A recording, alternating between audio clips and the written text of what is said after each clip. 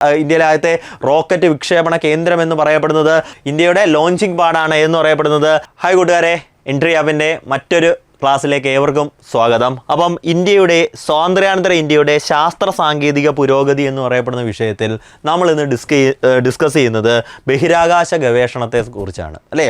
ബഹിരാകാശ ഗവേഷണ മേഖലയിൽ നമ്മൾ നേടിയിട്ടുള്ള നേട്ടങ്ങൾ, അതായത് മനുഷ്യനെ എന്ത് ചെയ്യപ്പെടുന്നത്, ബഹിരാകാശത്തിലേക്ക് എത്തുന്ന വരെ നമ്മളുടെ ബഹിരാകാശ ഗവേഷണ മേഖല വർത്തമാനകാലത്ത് വളർന്നതായി നമ്മുടെ കൂട്ടുകാർക്ക് എല്ലാവർക്കും അറിയാവുന്ന കാര്യമാണ്. അപ്പോൾ നമുക്ക് നോക്കാം, സ്വാതന്ത്ര്യാനന്തര ഇന്ത്യ എങ്ങനെയാണ് ഈ ബഹിരാകാശ ഗവേഷണ മേഖലയിൽ ഇത്രത്തോളം പുരോഗതി കൈവരിച്ചത്, അതിന് കാരണക്കാരായിട്ടുള്ള സ്ഥാപനങ്ങൾ, വ്യക്തികൾ, ഇവരെ കുറിച്ച് നമ്മുടെ പരീക്ഷയ്ക്ക് ചോദിക്കാൻ സാധ്യതയുള്ള വളരെ കുറച്ച് ചോദ്യങ്ങളാണ് നമ്മൾ എന്ത് ചെയ്യപ്പെടാൻ പോകുന്നത്, ഇന്ന് ഡിസ്കസ് ചെയ്യാൻ പോകുന്നത്. ഒരിക്കൽ കൂടി എല്ലാ കൂട്ടുകാരെയും എൻട്രി ആപ്പിൻ്റെ മറ്റൊരു ക്ലാസ്സിലേക്ക് സ്വാഗതം ചെയ്യുന്നു. അപ്പോൾ നമുക്ക് നോക്കിക്കഴിഞ്ഞാൽ ഇന്ത്യയിലെ ബഹിരാകാശ ഗവേഷണ പ്രവർത്തനങ്ങൾക്ക് തുടക്കം കുറിച്ച കമ്മിറ്റിയുടെ പേരെന്താണ്? Indian national committee for space research, അല്ലെങ്കിൽ നമ്മൾ ഇൻകോസ്പാർ എന്ന് വിളിക്കുന്ന, അല്ലയോ, 1962 നിലവിൽ വന്ന ഇൻകോസ്പാർ ആണ് എന്ത് ചെയ്യപ്പെടുന്നത്, Indian national committee for space research അല്ലെങ്കിൽ ഇൻകോസ്പാർ ആണ് ഇന്ത്യയിലെ ബഹിരാകാശ പ്രവർത്തനങ്ങൾക്ക് തുടക്കം കുറിച്ച കമ്മിറ്റി എന്ന് പറയപ്പെടുന്നത്. ഈ കമ്മിറ്റിയെ നിയമിച്ചത് ഇന്ത്യയുടെ അന്നത്തെ പ്രധാനമന്ത്രിയായിരുന്ന നമ്മളുടെ പ്രിയപ്പെട്ട പണ്ഡിറ്റ് ജവഹർലാൽ നെഹ്റു ആയിരുന്നു. ഇൻകോസ്പാറിൻ്റെ പ്രവർത്തനങ്ങൾക്ക് മേൽനോട്ടം വഹിച്ച വ്യക്തിയായിരുന്നു ഡോക്ടർ വിക്രം സാരാഭായ് എന്ന് പറയപ്പെടുന്ന മഹാനായ മനുഷ്യൻ. നമ്മൾ ഇന്ത്യൻ ബഹിരാകാശ ശാസ്ത്രത്തിൻ്റെ പിതാവായി കണക്കാക്കുന്നത് ആരെയാണ്? ഡോക്ടർ വിക്രം സാരാഭായിയാണ്. വിക്രം സാരാഭായ് ബഹിരാകാശ ഗവേഷണവുമായി ബന്ധപ്പെട്ട് ഇൻകോസ്പാറിൽ നടത്തിയ പ്രവർത്തനങ്ങളും അതേപോലെ തന്നെ ബഹിരാകാശ ഗവേഷണവുമായി ബന്ധപ്പെട്ട് അദ്ദേഹം രൂപീകരിച്ച സ്ഥാപനങ്ങളും ആണ് ഇന്ത്യൻ ബഹിരാകാശ മേഖലയ്ക്ക് മികച്ച ഒരു അടിത്തറ നൽകുവാനായിട്ട് കാരണമായത്. നമുക്ക് നോക്കാം ഡോക്ടർ വിക്രം സാരാഭായ്. വിക്രം സാരാഭായ് ജനിക്കുന്നത് അഹമ്മദാബാദിലാണ്. എവിടെയാണ് ജനിക്കുന്നത്? അഹമ്മദാബാദിലാണ് ജനിക്കുന്നത്. വളരെ കുറച്ച് നാൾ മാത്രമേ അദ്ദേഹം എന്ത് ചെയ്യുന്നുള്ളൂ, ജീവനോടെ ഉണ്ടായിരുന്നുള്ളൂ. ഏകദേശം 52-ാമത്തെ വയസ്സിലാണ് ഡോക്ടർ വിക്രം സാരാഭായ് നമ്മളെ വിട്ടുപിരിയുന്നത്. അതിനോടകം തന്നെ എന്ത് ചെയ്യപ്പെടുന്നു, ഇന്ത്യയിൽ ബഹിരാകാശ ഗവേഷണ രംഗത്ത് സമാനതകളില്ലാത്ത പ്രവർത്തനങ്ങൾ നടത്തി അത്രയധികം സംഭാവനകൾ രാജ്യത്തിന് നൽകിയിട്ടാണ് ഡോക്ടർ വിക്രം സാരാഭായ് വിടവാങ്ങുന്നത്. ആണവശാസ്ത്ര മേഖലയിലും ബഹിരാകാശ മേഖലയിലും ഒരുപോലെ സംഭാവനകൾ നൽകിയ ശാസ്ത്രജ്ഞനാണ് വിക്രം സാരാഭായ്. കേംബ്രിഡ്ജിൽ നിന്ന് ഉന്നത വിദ്യാഭ്യാസം നേടി ഇന്ത്യയിലെത്തിയ അദ്ദേഹം അഹമ്മദാബാദിലെ ഫിസിക്കൽ റിസർച്ച് ലബോറട്ടറിയിൽ ഫിസിക്സ് പ്രൊഫസറും ഡയറക്ടറുമായി. തുമ്പ ബഹിരാകാശ ഗവേഷണ കേന്ദ്രം, അഹമ്മദാബാദിലെ ഉപഗ്രഹ വാർത്താവിനിമയ കേന്ദ്രം തുടങ്ങിയവയുടെ ശില്പി വിക്രം സാരാഭായി ആണ്. ഏറ്റവും പ്രധാനപ്പെട്ട പോയിന്റാണ് തുമ്പ ബഹിരാകാശ ഗവേഷണ കേന്ദ്രം. നമുക്ക് ഒരിക്കലും മറക്കാൻ പറ്റത്തില്ല, അല്ലയോ? തുമ്പ ബഹിരാകാശ ഗവേഷണ കേന്ദ്രം, നമ്മുടെ തുമ്പ ബഹിരാകാശ ഗവേഷണ കേന്ദ്രം തിരുവനന്തപുരം, അഹമ്മദാബാദിലെ ഉപഗ്രഹ വാർത്താവിനിമയ കേന്ദ്രം തുടങ്ങി നിരവധി സ്ഥാപനങ്ങളുടെ ശില്പി ഡോക്ടർ വിക്രം സാരാഭായി ആണ്. അതുകൊണ്ടാണ് തുമ്പയിലെ ബഹിരാകാശ ഗവേഷണ കേന്ദ്രത്തിന് VSSC എന്ന പേര് നൽകിയത്, വിക്രം സാരാഭായ് സ്പേസ് സെന്റർ. ഇതിനകത്ത് ഏറ്റവും പ്രധാനപ്പെട്ട വസ്തുത എന്ന് പറയപ്പെടുന്നത് 52-ാമത്തെ വയസ്സിൽ ഡോക്ടർ വിക്രം സാരാഭായ് അന്തരിക്കുന്നത് എവിടെ വെച്ചിട്ടാണ്? തുമ്പയിൽ വെച്ചിട്ടാണ്. തുമ്പയിലാണ് വിക്രം സാരാഭായ് സ്പേസ് സെൻറ്റർ, അല്ലെങ്കിൽ തിരുവനന്തപുരത്ത് വെച്ചിട്ടാണ് അദ്ദേഹം അന്തരിക്കുന്നത്. അപ്പോൾ നമ്മുടെ പാഠപുസ്തകത്തിൽ പറഞ്ഞിട്ടുള്ളത് ഈ രണ്ട് സ്ഥാപനങ്ങളെക്കുറിച്ചാണ്. അഹമ്മദാബാദിലെ ഉപഗ്രഹ വാർത്താവിനിമയ കേന്ദ്രവും തുമ്പ VSSCയെ സംബന്ധിച്ചുമാണ് പറഞ്ഞിട്ടുള്ളത്. അതിനുപരിയായിട്ട് പിന്നീട് ചോദിക്കാൻ സാധ്യതയുള്ള കുറച്ചധികം കാര്യങ്ങളുണ്ട്. ISROയുടെ രൂപീകരണത്തിന് പിന്നിൽ പ്രവർത്തിച്ചത് വിക്രം സാരാഭായ് ആണെന്ന് നമുക്കറിയാം, അല്ലേ? 1969 ആഗസ്റ്റ് 15-നാണ് ISRO നിലവിൽ വരുന്നത്. ISRO നിലവിൽ വരുമ്പം ഇന്ത്യയുടെ പ്രധാനമന്ത്രി ഇന്ദിരാഗാന്ധിയാണ്, അല്ലേ? ഇന്ദിരാഗാന്ധിയാണ് ഇന്ത്യയുടെ പ്രധാനമന്ത്രി എന്ന് പറയപ്പെടുന്നത്. 4-ാം പഞ്ചവത്സര പദ്ധതി കാലത്താണ് ഇന്ത്യയിൽ എന്ത് നിലവിൽ വരുന്നത്?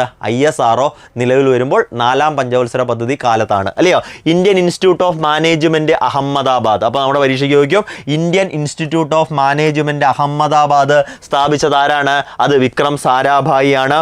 ഓപ്പറേഷൻസ് റിസർച്ച് ഗ്രൂപ്പ്, അഹമ്മദാബാദിലെ ആദ്യത്തെ മാർക്കറ്റ് റിസർച്ച് ഓർഗനൈസേഷനാണ് ഏതെന്ന് പറയപ്പെടുന്നത്? Operations research group. മനസ്സിലായാലോ? ഇത് സ്ഥാപിച്ചത് ആരാണ്? നമ്മളുടെ വിക്രം സാരാഭായി ആണ്. Ahmedabad textile industry research association, okay, അഹമ്മദാബാദിലെ ടെക്സ്റ്റൈൽസ് ഇൻഡസ്ട്രി റിസർച്ച് അസോസിയേഷൻ സ്ഥാപിച്ചത് ആരാണ്? അത് വിക്രം സാരാഭായി ആണ്. Centre for environmental planning and technology, centre for environmental planning and technology. നമ്മൾ നേരത്തെ പറഞ്ഞ കൂട്ട് തന്നെ ബഹിരാകാശ മേഖലയിലും മറ്റ് ശാസ്ത്ര സാങ്കേതിക മേഖലയിലും മികച്ച സംഭാവനകൾ നൽകിയ വ്യക്തിയാണ് ആര്?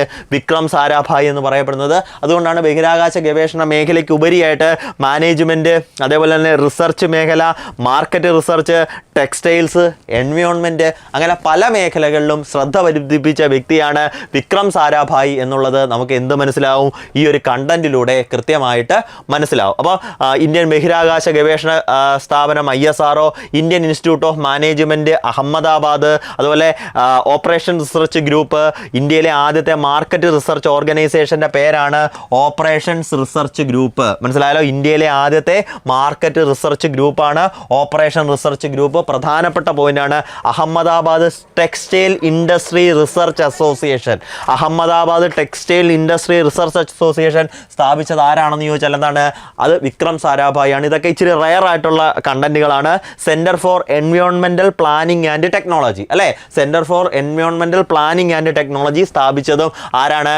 വിക്രം സാരാഭായ് ആണ്. ഓക്കെ, അപ്പോൾ വിക്രം സാരാഭായ് സ്ഥാപിച്ച സ്ഥാപനങ്ങൾ നമുക്ക് അഹമ്മദാബാദിലെ ഫിസിക്കൽ റിസർച്ച് ലബോറട്ടറിയും അതേപോലെ തന്നെ നമ്മുടെ VSSC തുമ്പ VSSC ആണ് പാഠപുസ്തകങ്ങളിൽ പറഞ്ഞിട്ടുള്ളത്. ബാക്കി കുറച്ച് സ്ഥാപനങ്ങളോടുണ്ട്. ഇതൂടെ കൂട്ടുകാർ എന്ത് ചെയ്യപ്പെടണം? നമ്മുടെ വിക്രം സാരാഭായെ പഠന വിഷയമാക്കുമ്പോൾ ഇതോടെ എന്ത് ചെയ്യപ്പെട്ടിരിക്കണം? കൂട്ട് ചേർത്ത് ഒന്ന് പഠിക്കാനായിട്ട് ശ്രമിക്കുക. ഓക്കെ, കൽപ്പാകത്ത് ഫാസ്റ്റ് ബ്രീഡർ ടെസ്റ്റ് റിയാക്ടർ, അതുപോലെ ബ്ലൈൻഡ് മെൻ അസോസിയേഷൻ, ഹൈദരാബാദിലെ electronic corporation of India limited, കൽക്കട്ടയിലെ വേരിയബിൾ എനർജി സൈക്ലോട്രോൺ പദ്ധതി, ജാർഖണ്ഡിലെ uranium corporation of India limited, ഇതിൻ്റെ പിന്നിൽ പ്രവർത്തിച്ചതും ആര് തന്നെയാണ്?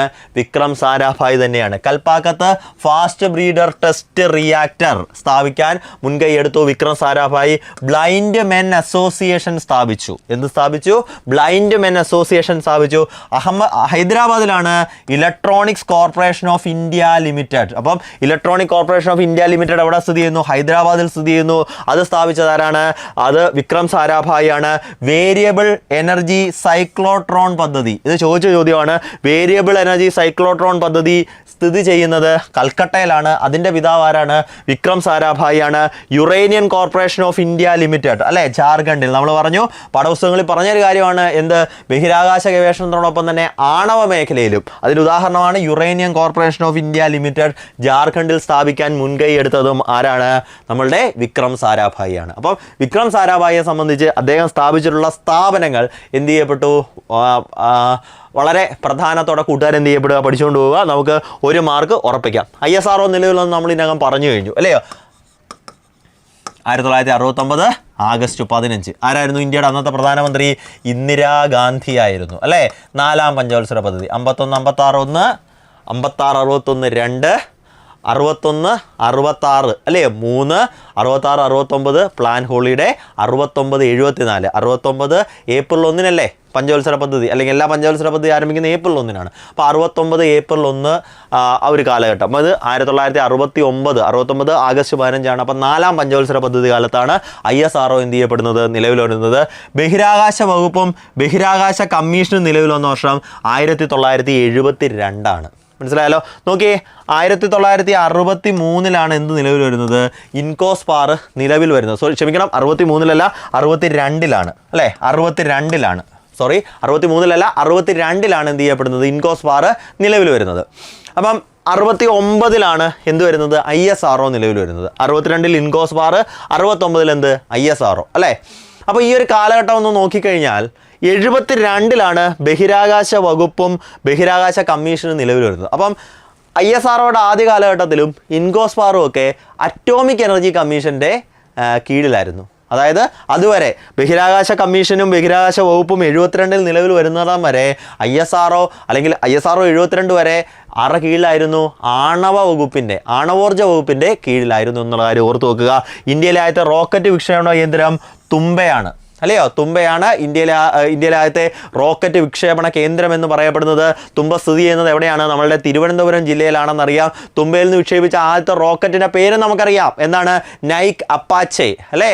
നൈക്ക് അപ്പാച്ചെയാണ് 1963 അല്ലയോ? അപ്പോൾ ഇൻകോസ്പാർ 1962, അതുപോലെ തന്നെ നൈക്ക് അപ്പാച്ചെ ഏതാണ് 1963. മനസ്സിലായല്ലോ? തുമ്പയിൽ നിന്ന് വിക്ഷേപിച്ച ആദ്യത്തെ റോക്കറ്റിൻ്റെ പേരാണ് എന്തെന്ന് പറയപ്പെടുന്നത്?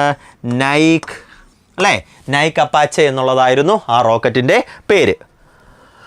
സതീഷ് ധവാൻ സ്പേസ് സെൻറ്റർ സ്ഥിതി ചെയ്യുന്നത് എവിടെയാണ്? ശ്രീഹരിക്കോട്ടയിലാണ്, അല്ലയോ? ഇന്ത്യയുടെ ലോഞ്ചിങ് പാഡാണ് എന്ന് പറയപ്പെടുന്നത് സതീഷ് ധവാൻ സ്പേസ് സെൻറ്റർ എന്ന് പറയപ്പെടുന്നത്, അല്ലേ? അത് സ്ഥിതി ചെയ്യുന്നത് എവിടെയാണ്? ശ്രീഹരിക്കോട്ടയിലാണ്, അല്ലയോ? ശ്രീഹരിക്കോട്ടയിലെ ലോഞ്ചിങ് പാഡിൻ്റെ പേര് സതീഷ് ധവാൻ്റെ പേരിലാണ് അറിയപ്പെടുന്നത്. ആരാണ് സതീഷ് ധവാൻ എന്ന് നമുക്കറിയാം. നിലവിൽ ഇതുവരെ ഏറ്റവും കൂടുതൽ കാലം, മനസ്സിലായല്ലോ, ഇതുവരെയുള്ള ISRO ചെയർമാന്മാരുടെ കാലഘട്ടം നോക്കിക്കഴിഞ്ഞാൽ ഏറ്റവും കൂടുതൽ കാലം ISROയുടെ ചെയർമാനായിട്ടിരുന്ന മഹാനായിട്ടുള്ള സയൻറ്റിസ്റ്റാണ് ആരെന്ന് പറയപ്പെടുന്നത്? സതീഷ് ധവാൻ എന്ന് പറയപ്പെടുന്നത്. കാര്യം സതീഷ് ധവാൻ നമുക്കറിയാം 1972 മുതൽ 84 വരെ, 1972 മുതൽ 84 വരെ ഏകദേശം 12 വർഷക്കാലം ISROയുടെ തലവനായിരുന്നു ആരെന്ന് പറയപ്പെടുന്നത്? ഈ നമ്മളുടെ സതീഷ് ധവാൻ എന്ന് പറയപ്പെടുന്നത്. അദ്ദേഹത്തിൻ്റെ പേരിലാണ് സതീഷ് ധവാൻ സ്പേസ് സെൻറ്റർ സ്ഥിതി ചെയ്യുന്നത്. അതെവിടെയാണ്? ശ്രീഹരിക്കോട്ടയിലാണ്. അത് ആന്ധ്രാപ്രദേശിലാണ്, അല്ലേ? ആന്ധ്രാപ്രദേശിലാണ്. ഇപ്പോഴത്തെ ISRO ചെയർമാൻ്റെ പേരറിയാം. ആരാണ്? അത് ഡോക്ടർ S സോമനാഥാണ്, അല്ലയോ? മലയാളിയാണ്, ചേർത്തല സ്വദേശിയാണ്, ആലപ്പുഴ ജില്ലയിലെ ചേർത്തല സ്വദേശിയാണ്. അദ്ദേഹത്തെക്കുറിച്ച് ഇപ്പോൾ ഒരുപാട് വാർത്തകൾ വരുന്നുണ്ട്, അല്ലേ? ചന്ദ്രയാൻ അതിൻ്റെ പരീക്ഷണം, അതുപോലെ ഗഗൻയാനൊക്കെ ശേഷം വലിയൊരു വാർത്ത വരുന്നു. അദ്ദേഹത്തിൻ്റെ ആത്മകഥ പുറത്തിറങ്ങിയിട്ടുണ്ടായിരുന്നു, അല്ലയോ? നിലാവ് കുടിച്ച സിംഹങ്ങൾ എന്നും പറയുന്ന ഒരാത്മകഥ പുറത്തിറങ്ങിയിരുന്നു. നിലാവ് കുടിച്ച സിംഹങ്ങൾ എന്ന് പറയപ്പെടുന്നത് ആത്മകഥ അദ്ദേഹം ഈ ഇടയ്ക്ക് പിൻവലിച്ചു. കാരണം നമുക്കറിയാം അതിനകത്ത് മുൻ ISRO ചെയർമാനായിരുന്ന ഡോക്ടർ ശിവനെ സംബന്ധിച്ച്, ഡോക്ടർ K ശിവനെ സംബന്ധിച്ച് എന്തൊക്കെയോ മോശം പരാമർശങ്ങളൊക്കെ ഉണ്ടായിരുന്നു എന്ന് പറഞ്ഞു. അപ്പം അദ്ദേഹത്തിൻ്റെ ആത്മകഥയുടെ പേര് അത്രയും വിവാദമായതുകൊണ്ട് തന്നെ ചോദിക്കും, നിലാവ് കുടിച്ച സിംഹങ്ങൾ ആരുടെ ആത്മകഥയാണ്? ISRO ചെയർമാനായിട്ടുള്ള ഡോക്ടർ S സോമനാഥൻ്റെ, നിലവിലെ ചെയർമാനായിട്ടുള്ള ഡോക്ടർ S സോമനാഥൻ്റെ ആത്മകഥയാണ്. മനസ്സിലായല്ലോ? അപ്പം ഇന്ത്യയുടെ ആദ്യത്തെ കൃത്രിമോപഗ്രഹത്തിൻ്റെ പേരെന്തായിരുന്നു? ആര്യഭട്ടയാണെന്ന്. 1975 ഏപ്രിൽ മാസം 19 നമ്മളുടെ USSRൽ നിന്നിട്ടാണ് എന്ത് വിക്ഷേപിച്ചത്? ഇന്ത്യയുടെ ആദ്യത്തെ കൃത്രിമോപഗ്രഹമായിട്ടുള്ള ആര്യഭട്ട, അല്ലേ? ആര്യഭട്ട വിക്ഷേപിച്ചത്. ഇന്ത്യയിൽ നിന്ന് വിക്ഷേപിച്ച ആദ്യത്തെ ഉപഗ്രഹം എന്ന് പറയപ്പെടുന്നത് അതേതായിരുന്നു? രോഹിണിയാണ്. അപ്പോൾ ഇന്ത്യയുടെ ആദ്യത്തെ കൃത്രിമോപഗ്രഹം ആര്യഭട്ടയാണ്. പക്ഷേ ഇന്ത്യയിൽ നിന്ന് വിക്ഷേപിച്ച, ഇന്ത്യ തദ്ദേശീയമായി വികസിപ്പിച്ചത് ആദ്യം രോഹിണിയാണ്. 1980 ജൂലൈ മാസം 18 എന്നായിരുന്നു അത് വിക്ഷേപിച്ചത്. 1980 ജൂലൈ മാസം 18 ഇന്ത്യയുടെ ആദ്യത്തെ കൃത്രിമോപഗ്രഹമായ ആര്യഭട്ട വിക്ഷേപിച്ചതെന്നാണ്? 1975 എന്നാണ് വിക്ഷേപിച്ചത്. 1975 അത് വിക്ഷേപിച്ചത്. രോഹിണി വിക്ഷേപിച്ചതെന്നാണ്? 1980. ഓക്കെ, നിങ്ങൾ ഇന്ത്യയുടെ വിവിധ ഉപഗ്രഹ ശ്രേണികളെ സംബന്ധിച്ച് കൃത്യമായിട്ട് നോക്കിക്കൊണ്ട് പോകണം. നമുക്ക് വിവിധ ഉപഗ്രഹ ശ്രേണികളെ സംബന്ധിച്ച് വിശദമായിട്ടൊരു ക്ലാസ് എടുക്കേണ്ടതായിട്ടുണ്ട്. അത് വേറൊരു കാര്യം. നാഷണൽ റിമോട്ട് സെൻസിങ് ഏജൻസിയുടെ ആസ്ഥാനം പരീക്ഷയ്ക്ക് സ്ഥിരം ചോദിക്കുന്ന ചോദ്യമാണ്. അതെവിടെയാണ്? ഹൈദരാബാദിലാണ്. മനസ്സിലായല്ലോ? നാഷണൽ റിമോട്ട് സെൻസിങ് ഏജൻസിയുടെ ആസ്ഥാനം എവിടെയാണ്? അത് ഹൈദരാബാദിലാണ്. 1974 സ്ഥാപിതമായി. ഫിസിക്കൽ റിസർച്ച് ലബോറട്ടറിയുടെ, നമ്മൾ വിക്രം സാരാഭായുടെ കഥ പഠിച്ചപ്പോൾ തന്നെ നമ്മൾ പഠിച്ചതാണ്, ഫിസിക്കൽ റിസർച്ച് ലബോറട്ടറിയുടെ ഡയറക്ടറായിരുന്നു. അവിടുത്തെ അതിൻ്റെ രൂപീകരണത്തിനൊക്കെ ഒരുപാട് പ്രവർത്തിച്ച വ്യക്തിയാണ്. 1947 അഹമ്മദാബാദിലാണ് സ്ഥാപിതമാകുന്നത്, അല്ലേ? ഫിസിക്കൽ റിസർച്ച് ലബോറട്ടറിയുടെ ആസ്ഥാനം എവിടെയാണ്? അഹമ്മദാബാദിലാണ് അതിൻ്റെ ആസ്ഥാനം എന്ത് ചെയ്യപ്പെടുന്നത്? സ്ഥിതി ചെയ്യുന്നത്. ഓക്കെ കൂട്ടുകാരെ, ഇന്ത്യയുടെ ബഹിരാകാശ മേഖലയെ സംബന്ധിച്ച് വളരെ പെട്ടെന്ന് കുറച്ച് കാര്യങ്ങൾ പറയുക എന്നുള്ളതായിരുന്നു ഈ ക്ലാസ്സിൻ്റെ ഉദ്ദേശം. പ്രത്യേകിച്ച് വിക്രം സാരാഭായ്, ഇന്ത്യൻ ബഹിരാകാശ മേഖലയുടെ പിതാവായിട്ടുള്ള ഡോക്ടർ വിക്രം സാരാഭായ് സ്ഥാപിച്ച സ്ഥാപനങ്ങളെ സംബന്ധിച്ച് എന്ത് ചെയ്യപ്പെടുക, നിങ്ങളെ ഒന്ന് കൃത്യമായി പറഞ്ഞ് പഠിപ്പിക്കുക എന്നുള്ളതായിരുന്നു, അല്ലെങ്കിൽ അത് നിങ്ങളെ ഒന്ന് ഓർമ്മിപ്പിക്കുക എന്നുള്ളതായിരുന്നു ഈ ക്ലാസ്സിൻ്റെ പ്രധാനപ്പെട്ട ഉദ്ദേശം എന്ന് പറയപ്പെടുന്നത്. ബഹിരാകാശ മേഖലയെ സംബന്ധിച്ച് ഗഗൻയാൻ വരെയുള്ള കാര്യങ്ങൾ നമുക്ക് എന്ത് ചെയ്യപ്പെടാം? പരീക്ഷയ്ക്ക് കൃത്യമായി ചോദിക്കാം. അപ്പോൾ ഇന്ത്യയുടെ ബഹിരാകാശ ഗവേഷണവുമായി ബന്ധപ്പെട്ട് ഇന്ത്യയുടെ വിവിധ ഉപഗ്രഹങ്ങളെ സംബന്ധിച്ചും വിവിധ ബഹിരാകാശ ഗവേഷണങ്ങളെ സംബന്ധിച്ചും മറ്റൊരു ക്ലാസ് നമുക്ക് വീണ്ടും കാണാം. ഒരു ഇൻട്രൊഡക്ടറി ആയിട്ട് ഇത്രയും കാര്യങ്ങൾ കൂട്ടുകാർ എന്ത് ചെയ്യപ്പെടണം? ബഹിരാകാശ ഗവേഷണ മേഖലയെ സംബന്ധിച്ച് ഓർത്തിരിക്കണം. അപ്പം അടുത്ത ക്ലാസ്സിൽ മറ്റൊരു വിഷയവുമായി കാണുന്നവരെ it's me Vishwanath signing off from ഇൻട്രിയ. Thank U.